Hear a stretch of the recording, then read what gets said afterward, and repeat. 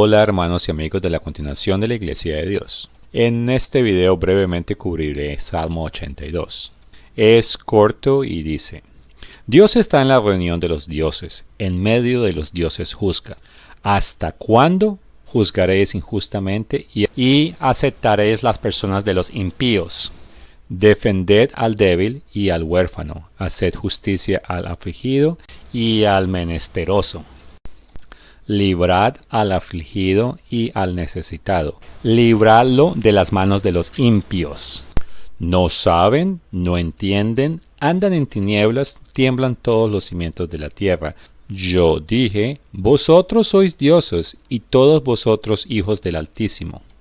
Pero como hombres moriréis, y como cualquiera de los príncipes caeréis. Levántate, oh Dios, juzga la tierra, porque tú heredarás todas las naciones. Este salmo, hay mucha controversia alrededor de él. Y los eruditos y teólogos dividen el significado del texto en tres interpretaciones principales.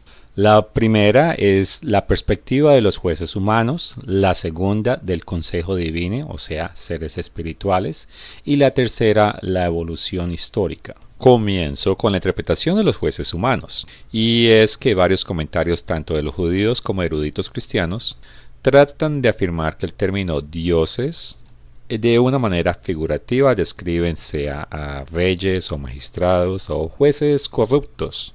Y se habla de que esos gobernantes, tienen un cargo que Dios los puso ahí y por lo tanto son representantes de Dios aquí en la tierra para ejecutar la justicia. Y algunos de ellos citan Éxodo 21, versos 6 y 22, versos 8 a 9, donde la palabra Elohim más bien se traduce a menudo como si fuese un juez.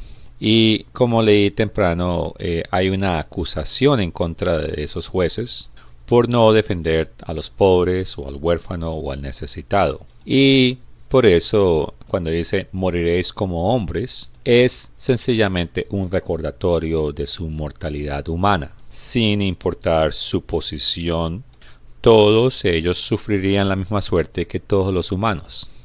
Las personas que toman este punto de vista no tratan de espiritualizar mucho el Salmo.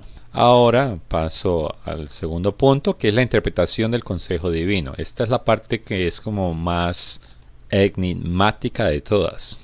Y varios eruditos hoy en día consideran que el Elohim, que es el plural de seres espirituales o deidades, personas que hablan de esto, ellos les gusta citar mucho Deuteronomio 32, verso 8, y presento el mismo verso bíblico en diferentes versiones. La Biblia de las Américas dice: cuando el Altísimo dio a las naciones su herencia, cuando repartió los hijos del hombre, fijó los límites de los pueblos según el número de los hijos de Israel. Y todas las otras interpretaciones dicen exactamente lo mismo, que los hijos de Israel, y hay una que dice según el número de los israelitas. Y sinceramente no hay nada interesante ahí. Pero hay dos traducciones en inglés, una de New Living Translation y la otra de English Standard Version. Y dicen esto hacia el final: según el número en su corte celestial, y la otra según el número de los hijos de Dios. Esta teoría la tratan de conectar con lo que sucedió en la historia de Torre de Babel, y eso se menciona en Génesis capítulo 10, donde Dios dividió las naciones, creó las diferentes divisiones en el lenguaje. Entonces teorizan que Dios, cuando dividió las naciones, Él asignó a diferentes entidades espirituales como líderes y responsables de cada subdivisión de población. Presento de nuevo esta vez la versión Reina de Valera, Deuteronomio 32, verso 8, y la última parte aquí, dice los límites según el pueblo, el número de los hijos de Israel, pero esa es la frasecita donde ellos tratan de argumentar: no, eso lo que dice en el texto original es según el número de los hijos de Dios o el número de la corte divina. Y dentro de ese contexto, en el verso 9, dice: porque la porción del Eterno es su pueblo, Jacob es la heredad que le tocó. Entonces, en esa teoría están diciendo de que Dios repartió prácticamente todos los pueblos a diferentes entidades religiosas y que Él solamente se quedó con Jacob. Y hago una pausa para ser 100% transparente. Tanto la Reina Valera como muchas otras Biblias modernas están traducidas basadas en el texto masorético. El texto masorético del Nuevo Testamento es un documento que sabemos que es del siglo X, o sea, de hace 1000 años atrás. Y los judíos lo han utilizado y está escrito en hebreo. Pero hay otra versión que se cree que se escribió en el año 300 antes de Jesucristo y obviamente no tenemos el documento original, pero sí se hicieron copias y tenemos fragmentos de copias del segundo siglo y tenemos otras copias completas que se creen que fueron de alrededor del año 400. Esa versión se llama la Septuaginta. Técnicamente esa es la traducción más antigua del Antiguo Testamento y esa versión afirma que son los ángeles de Dios y es en los rollos del Mar Muerto donde se consigue la frase los hijos de Dios. Y coincide que estaba escrito en hebreo, o sea que este es más antiguo que el texto masorético y que el texto masorético, les recuerdo una vez más, es el que se utilizó como base para traducir la parte del Antiguo Testamento en nuestras Biblias. Y esta información da transparencia a lo que estamos presentando y explica el por qué mucho erudito moderno, se excita con esta manera o esta interpretación. Y regresando al Salmo 82, entonces esa corte celestial son supuestamente todos estos otros seres celestiales, que es el enfoque de ese salmo, y que esos Elohim representan como gobernantes supremos sobre una asamblea cósmica y celestial.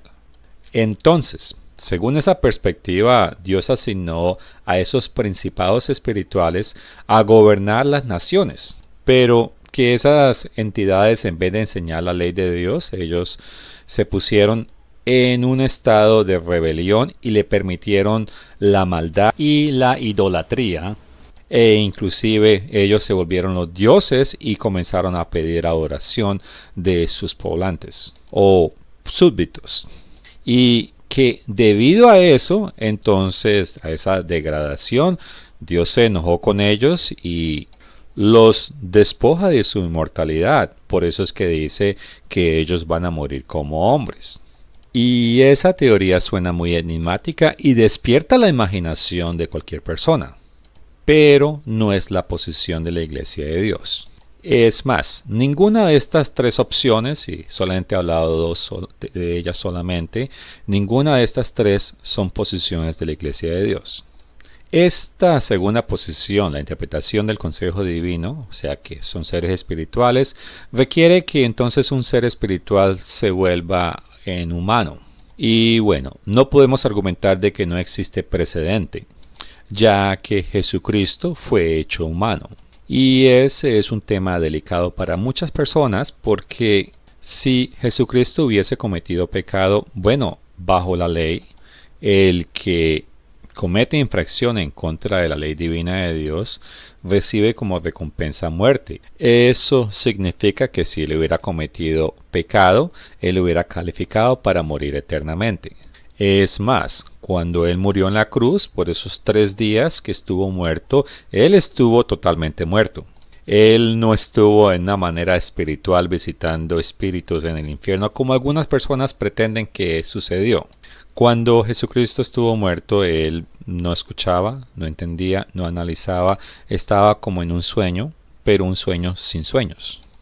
En otras palabras, él no tenía conciencia, hasta que Dios lo resucitó por el poder del Espíritu, el cual habitaba dentro de él cuando él estaba vivo. Mas, sin embargo, quiero dejar bien claro que la Iglesia de Dios no está enseñando que Dios, en el Salmo 82, afirma que le va a quitar la inmortalidad a unos seres espirituales. Ahora paso al tercer punto de interpretación, que es la interpretación de la evolución histórica y crítica. Y este es del punto de vista de esos eruditos seculares, de esos eruditos que ven la Biblia solamente como un libro que solo tiene valor del punto de vista literario. Y ellos lo ven solamente como una muestra poética de la transición histórica de Israel del politeísmo hacia el monoteísmo.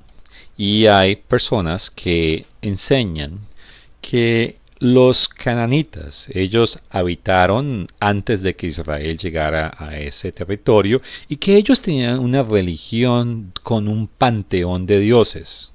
Y uno de esos dioses era él.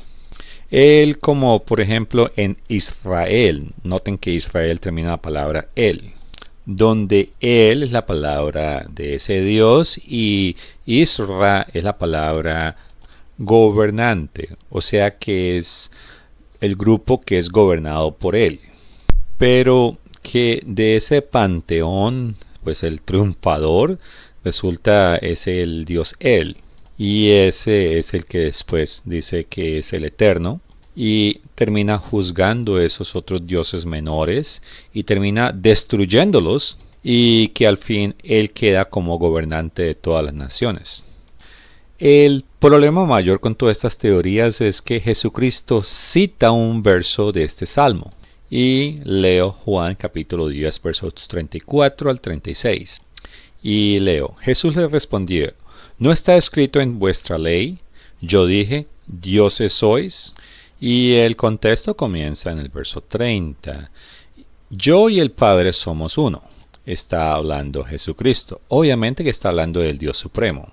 Entonces los judíos volvieron a tomar piedras para apedrearle. Jesús les respondió, muchas buenas obras os he mostrado de mi Padre, ¿por cuál de ellas me apedreáis? Le respondieron los judíos diciendo, no por buena obra no te apedreamos, sino por blasfemia, porque tú, siendo hombre, te haces Dios. Entonces, ¿de qué está hablando aquí esto? Herbert W. Armstrong habló acerca de esto y escribió un artículo corto, el cual lo leeré. La Iglesia Universal de Dios enseñó que nuestro potencial humano reside en convertirnos seres divinos, como hijos de la familia de Dios. Y enseñaba eso con diferentes escrituras, incluyendo Salmo 82, verso 6 y Juan 10, 34. Y los leo. Y dije, vosotros sois dioses y todos vuestros hijos del Altísimo. Y en el Nuevo Testamento Jesús le respondió, ¿no está escrito en vuestra ley? Yo dije, dioses sois. Para entender el contexto correcto, entendemos el corto Salmo 82, que solo tiene 8 versículos. Y comienzo con enfoque en el verso 1. En este versículo presenta a Dios mismo como Elohim, y Él está en la asamblea de los poderosos. Y es la asamblea o congregación de Él. Él es otro nombre de Dios. La congregación de Él es una clara referencia a aquellos que estarán en la primera resurrección y que entonces serán o se convertirán en Elohim, o sea, dioses. La palabra edad aquí significa una compañía, asamblea, multitud o congregación. Y aquí hay un gran grupo de individuos a los que se le hace referencia como Él. Y paso a Isaías 7, verso 14, que es una profecía concerniente a Jesucristo. Por tanto, el Señor mismo os dará señal. He aquí que la Virgen concebirá y dará a luz a un hijo y llamará su nombre Emmanuel. El nombre hebreo Emmanuel significa literalmente con nosotros está Él. Algunas personas en español dicen Dios es con nosotros, pero en sí lo correcto es, una vez más, es con nosotros está Él. Y ese es el nombre de Jesucristo. Y Él es un nombre de Dios. E inclusive en algunas partes también se utiliza para una referencia hacia los ídolos falsos. El contexto correcto de Salmo 82, verso 1 es que Elohim está en la congregación de Él, que son los seres resucitados, y Él juzga o gobierna entre medio de los resucitados, o sea, los poderosos. Y brinco al verso 8, el cual dice, levántate, oh Dios, juzga la tierra, porque tú heredarás todas las naciones. Y eso es exactamente lo que Jesucristo hará cuando Él regrese. Una de las teorías es que en una ocasión al principio la palabra Elohim sería una referencia a jueces humanos. Y lo que mencioné hace un momento en verso 8 tiene más sentido. Y ahí vendría la pregunta, ¿por qué en ese breve contexto, ya que el salmo es bien corto, por qué el autor cambiaría repentinamente el significado de la palabra del verso 1, donde supuestamente son seres humanos, al verso 8, donde es exclusivamente Dios. Y la palabra Elohim, esa se utiliza 2006 veces en el Antiguo Testamento. Y en todos los lugares, excepto 5 lugares, es una referencia sea a Dios o inclusive dioses falsos, o por decir así, poderes divinos. ¿Y cuáles son esos otros 5 lugares donde no se utiliza de esa manera? Bueno, en esos otros 5 lugares se traducen como jueces. Y 4 ocasiones de ese contexto se encuentran en el Antiguo Pacto y los listo. Una es Éxodo 21:6, la otra Éxodo 22:8, que aparece allí 2 veces. La siguiente y final es de esos 4 sería Éxodo 22, verso 9.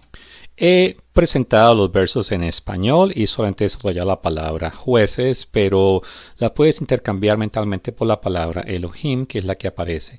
Y en el verso 8 aparece solamente una vez, pero supuestamente en el hebreo original aparece 2 veces. Fuera de estos versos bíblicos también cito 1 Samuel capítulo 2, verso 25. Y una vez más aparece la palabra jueces en español, pero en hebreo el equivalente es la palabra Elohim.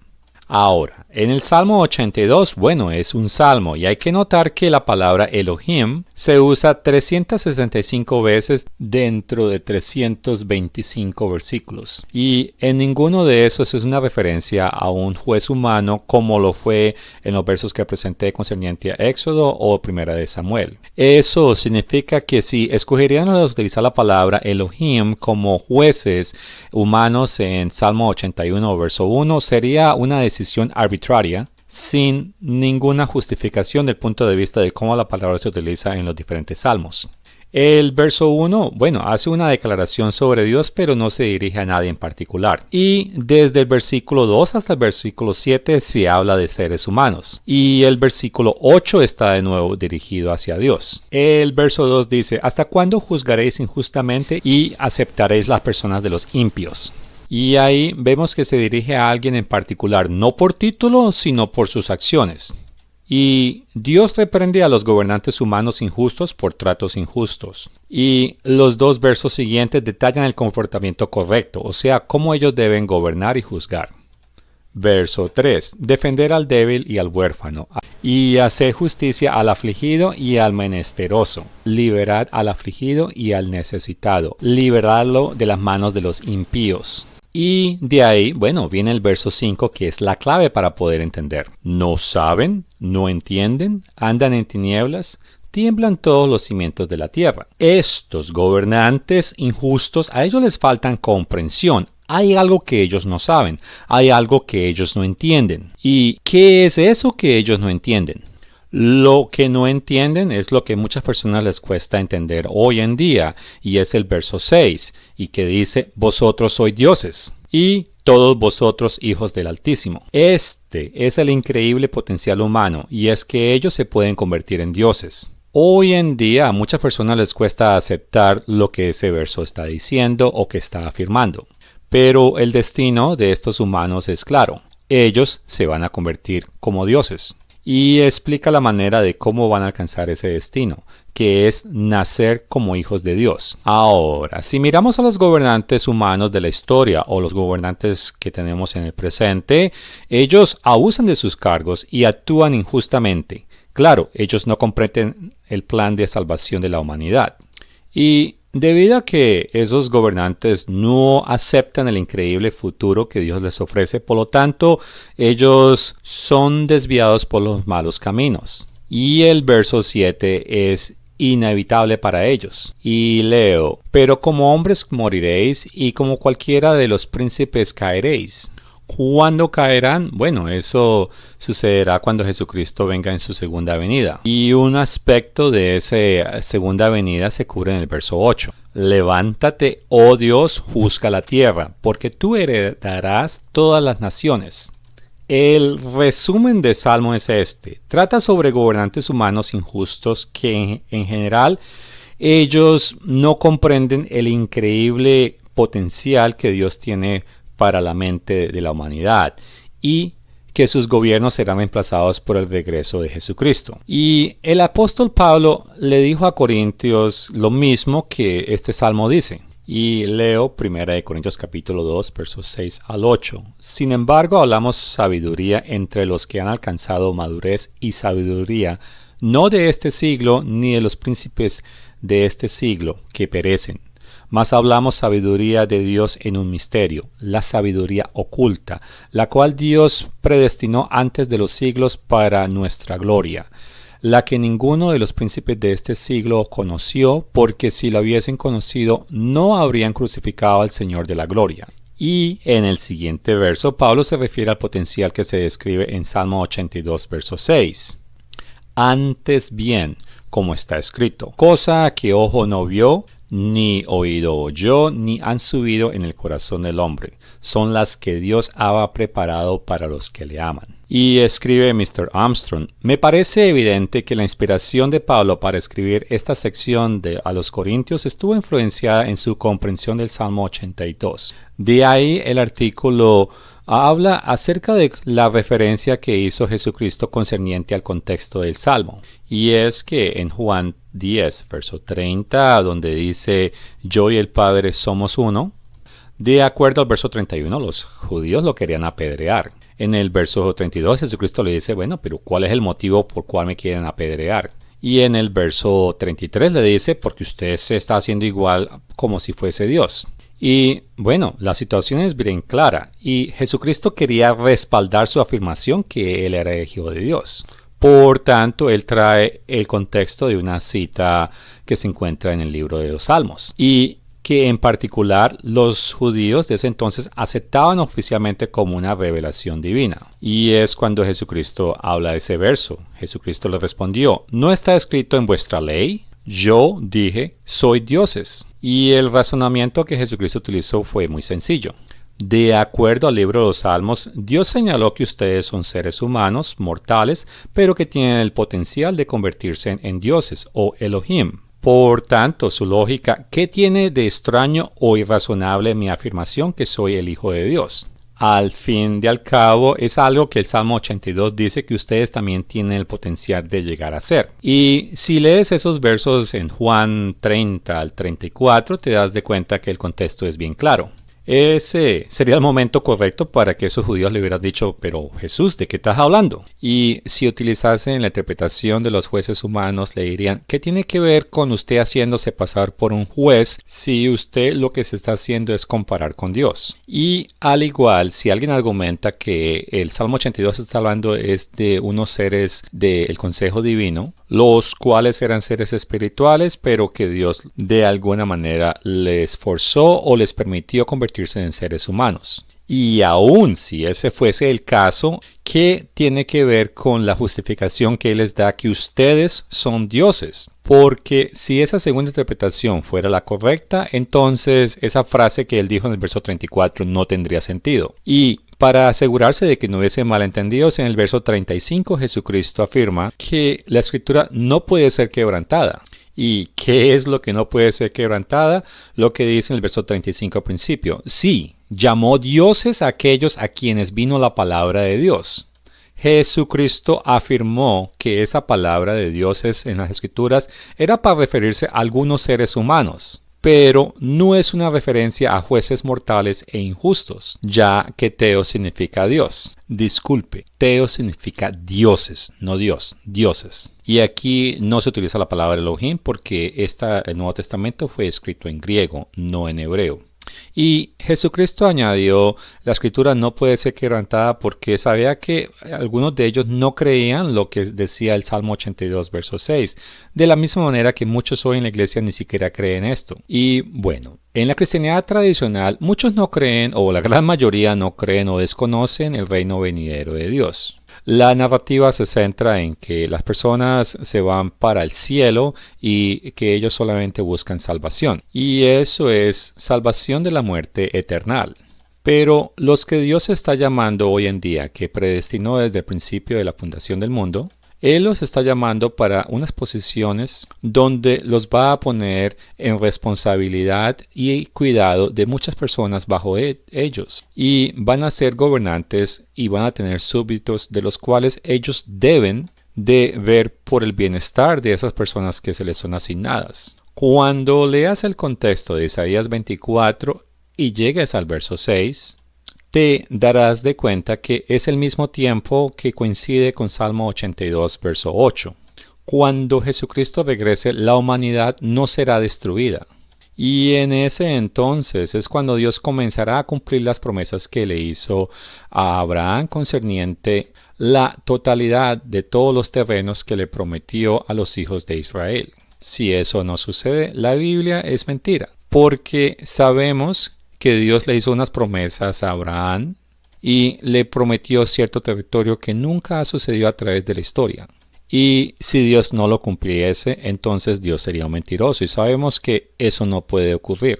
Dios establecerá su reino aquí en la tierra, e Israel será a donde Él llevará todo el remanente de los judíos y de los israelitas. Y la nación de Israel será un ejemplo para todas las naciones del mundo. Y esta, es una narrativa que es totalmente opuesta o diferente a la cristianidad tradicional, pero es la narrativa que concuerda con las Escrituras y que alinea perfectamente tanto con profecías que se encuentran ambos en el Antiguo y el Nuevo Testamento. Y Salmo 82 está directamente conectado con las buenas nuevas del Evangelio del Reino de Dios. Y se trata de un reino que Dios pronto establecerá aquí en el planeta Tierra. Hasta aquí este corto video y gracias por su tiempo.